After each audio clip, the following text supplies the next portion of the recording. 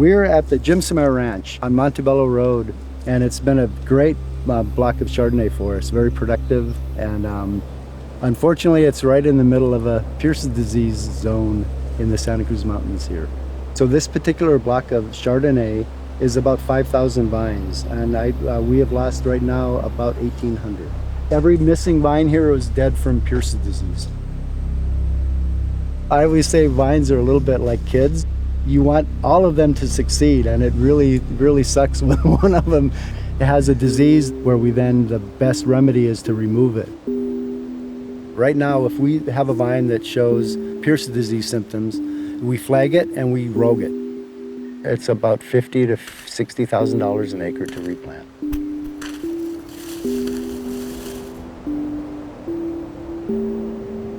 This is a historic vineyard. This is a historic winery. Their vines are 80, 100 years old. You just can't, replant that. You have to try to take every means necessary to keep those vines alive.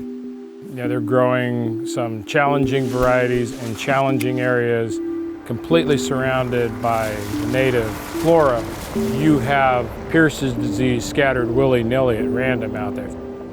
In the early 90s, the conventional strategy was to try to kill the vector with an insecticide, and so we did that for a few years, and then we decided that wasn't ecologically good.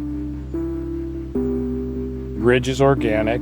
They don't have the option of treating with an insecticide. And now to have the technology to identify a liquid organic product that can attack a bacteria and kills it, it's amazing.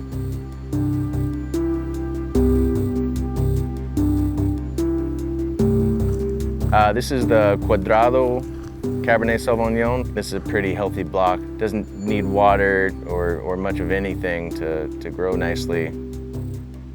This time of year, if you see a shoot tip still making new leaves, it's a good sign that you got a pretty vigorous location.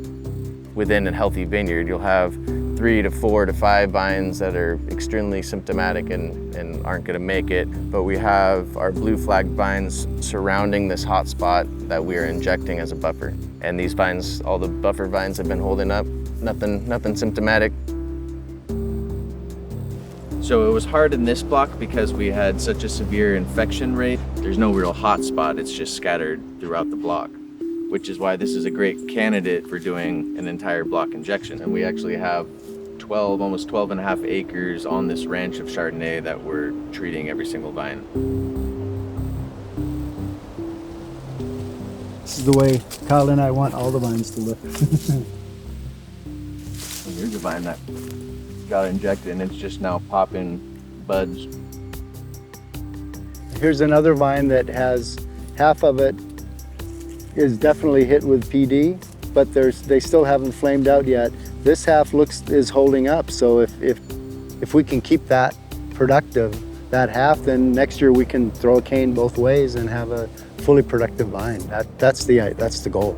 Every vine has been treated 3 times this year, and the vines have never looked better. And this has been a dry year. We're at about 50% of our normal rainfall. These are unirrigated vines, and they're looking great. So I think that part is a lot to do with the injections that we've done.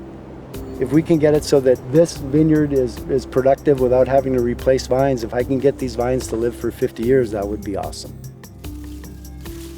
Seeing it work and seeing it bear out, it's amazing.